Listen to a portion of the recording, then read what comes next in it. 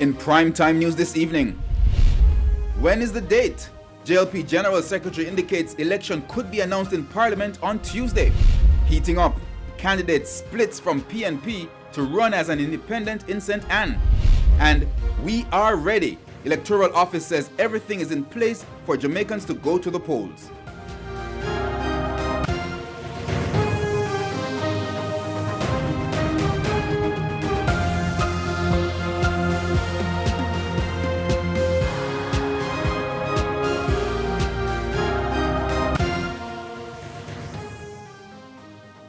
Good evening and welcome to Primetime News. We're live on air and online at onespotmedia.com.